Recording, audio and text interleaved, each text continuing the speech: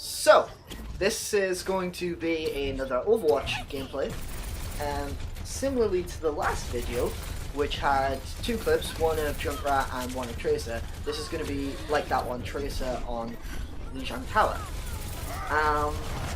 And that leads me on to one of the things I'm going to talk about in this video, which is my kind of thought process behind choosing a character. Now, what I always say, it feels like, when I talk about anything in these kind of videos is, I'm not the first to say any of this. Obviously, I think this is fairly common knowledge. It just gives me something to talk about while this video's going on, which is, I have certain characters that I prefer on certain maps. So, on Lijiang Tower, I like Tracer. Tracer's worked well for me in the past, so that gives me a certain bias towards her on this map. But it's more than that. I think this map is perfect for her navigation style. I think there aren't a lot of spots to get sniped from. I think that it plays to all of her strengths, with lots of areas to weave in and out of, plenty of kind of places to dodge behind, and it's very good for her in that sense. However, and I plead with people, if anyone watches this who exclusively chooses their character based upon something like, oh, they have the skin I like, or I did well with them on this map, so I'm just always going to pick them on that map. You've also got to factor in some other things, which is the composition of your team and the composition of the enemy team. So here, I'm thinking, like, Tracer is a good asset to my team. I don't think I actually pulled up the thing. Oh no, I have at one point in the video, so you can pause it. But Tracer does actually quite nicely complement this current team composition, and there's no one on the enemy team that can really easily combat Tracer. In fact, one of Tracer's great strengths is she's a tank killer. Just like, okay, here, just to briefly, I get so tunnel vision because I'm like, I need to take out this Mercy, and I get wrecked by Junkrat, who actually is quite good against Tracer. But I see, look, they've got 3 tanks, and Tracer is a tank killer, like I'm saying. Just like McCree, to an extent like Reaper. Her ult wrecks tanks, okay, and I use it a lot in this gameplay for that purpose. I miss it a lot as well. So Tracer's actually a good choice, I would say, in this particular, and often that is the case. And as you saw with the last gameplay on Lijiang Tower, I only showed us on the second point. We won the first point, we won the second point, and I only showed the second point. I just tend to find that she works incredibly well on this map. Now with her ultimate, like, it's probably the worst ultimate in the game, which I alluded to in the last video. It has some weaknesses. The first is that it doesn't have a particularly large blast radius. The second is it can't really be thrown very far. The third is that it's really easy to mess with. I mean, I don't know what it's like on PC, but on console it's kind of irritating to aim and get right. On a big target like a tank, it's obviously much easier. But it can be difficult to aim. Another weakness is simply just that it's inferior to a lot of the other ults that have a similar kind of idea behind it. So, Junkrat, his ult, the Riptire, is an exploding thing. It can be shot, for sure, but it also has a massive blast radius. It has travel time, you can get behind enemies with it, you know. Tracer, you have to be in with the enemies to use it effectively, which is what she's best at doing anyway.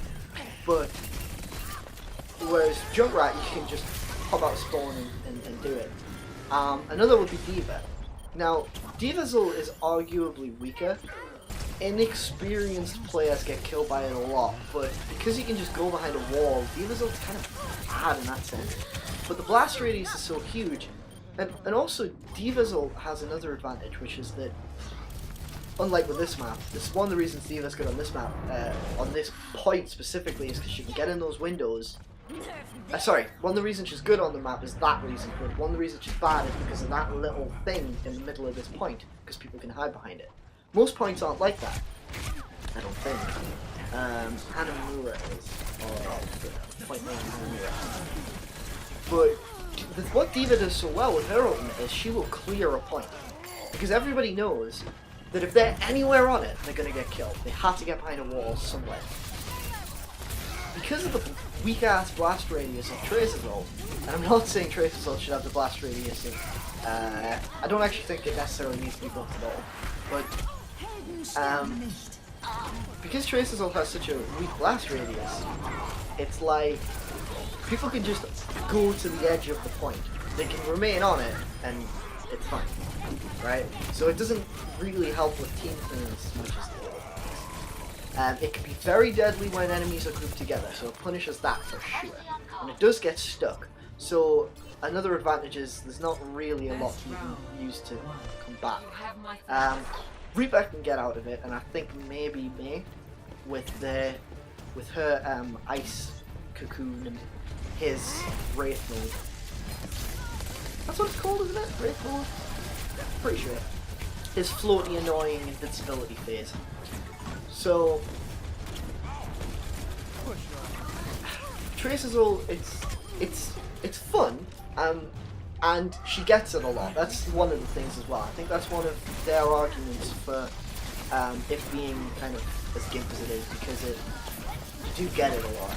I feel like it charges fairly quick.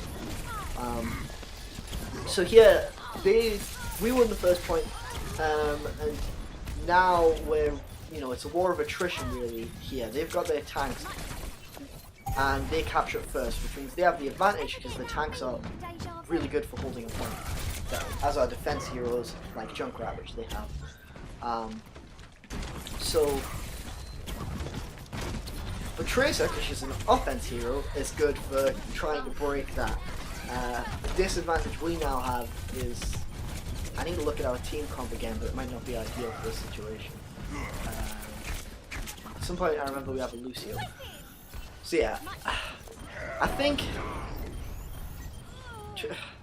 it's just, there are a couple of ultimates in the game that are a little bit not so good. Let me think. Hanzo's, because the thing about Hanzo's is it's telegraphed so hard, and it's so easy to avoid, a bit like D.Va's actually. But again, it's good for cleaning points, so it has that going for it. What other ults are very good? Oh, Mercy. Mercy is so irritating face. Oh, hello. Trying to get up in this Junkrat's face. I'm like, okay, I'm on low health, I don't have my back in time, so I'm just looking for healthier, but D.Va chases me down and gets me. I was going for a health pack in the back there. That's something D.Va's good at, she's chasing down enemies who are kind of having to flee. Speaking of D.Va, actually, I'm going off my previous train of thought, because not scripting videos, yeah, I have some notes, but yeah, this is on my notes anyway. D.Va's getting a buff. This was talked about a while ago. But something that's kind of odd about it is that they've already said, like, with the... that was a perfect example of... I've done it a couple of times, I think, so far, but that was a perfect example of using Tracer's ult to take out a tank. Like, there, I waited for him a little bit on the point, because I thought he was going to come through. He didn't, so I flanked, stuck him. He had no chance. Then there's a D.Va back here. Anyway, D.Va! Her buff. So... Torbjorn, he's obviously getting nerfed, and that's already, like they've already said, that's mid to late July. I don't think the D.Va buff's gotten any kind of, time frame on it. I assumed it would be in the same patch that had the McCree and Widowmaker nerfs, because it was in the same discussion as when they were talking about them. Because that was kind of interesting with the shows. Okay, that was a really good Reaper ult, because it fucked off push. I hear a Bastion that I'm like, shit. I think I actually at one point used my ult to fucking wreck. Yeah, I see the Bastion there, I'm thinking, okay, that's not good. So I think I do a super flank here and wreck him. what we'll see. Yeah, so I'm just kind of curious why they haven't specifically mentioned when they plan on doing this D.Va. And they've also said that they're probably testing it a lot because maybe that's what I'm saying. They're saying they're testing it because obviously they don't know if they're going to do a skill go get fucking destroyed. They don't know if they're going to do a damage, well they will now, but a damage buff or like a movement speed buff, maybe some kind of longevity thing. I think that was one of the new things in the discussion, like is she going to get more of a higher armor pool? I wouldn't like that. Maybe her maybe she'll get a higher health pool when she's out of the suit. Maybe she'll get... How crazy would it be if they gave her some kind of ability while she's out of the suit? That would be interesting. I think they shouldn't, but that would be... I definitely think the D.Va buff is warranted. I've already stated that she needs a movement speed when firing. That's a big one, like, she's so slow when firing, which is intentional, because she's quite a highly mobile character. But I think it's too slow, to be honest. I would definitely see that get up. Anyway, we end up losing this point. So quickly transitioning to the third, and they have the momentum going into the third round. And here I'm thinking, where's my team? Like, I'm getting healed. Where's my team? Why aren't they on the point? Because I can see the enemy team converging on the point. But my team, like, they're flanking around here. I don't know what their aim is. And now I'm thinking, okay, well, I'm just gonna have to try and fight with the team, take on this D.Va, try and get her out of her mech. Following it. Now here, I make a calculated decision with the ult. I'm like, okay, Mercy, I try and stick her, I miss. I get a double kill, was that? But the Mercy managed to fly away, which is irritating. I would have loved to have stuck her, because one of the main things with Tracer's ult is knowing who you need to target with it, obviously. And you might see a crowd of people, but you need to be, like, really careful, because you don't want to waste it. You want to try and use it on a character that's fucking you up. So, like last time, that Bastion, I really needed to take him out, so I went for him. It worked out. Previously with that, like Reinhardt and stuff, get right. There I was like, this Mercy needs to die, because you do need to target healers a lot. Because generally when a healer falls, and a tank falls, then the rest of the team goes with them. It's a domino effect. Because those are the types of characters that really prop up the team. So, I'm thinking, we're holding the point now, but I hear die, and I'm thinking, oh shit, things are fucked. So it's me and Zarya. Ooh, yeah. Genji? Is that Genji? No, this is Soldier. Okay, I see him running back here. I'm thinking, what, is he going for the health? So I wait. I can hear his footsteps, and then I'm like, well, where did he go? And I was like, there's no point in chasing him, I'm just going to get back to the point. I don't want to try and, you know, fucking get in a wall with a Soldier. I see him there, he's got his ult up, I'm like, fuck that. There I stick the Reinhardt again. And again, another calculated play.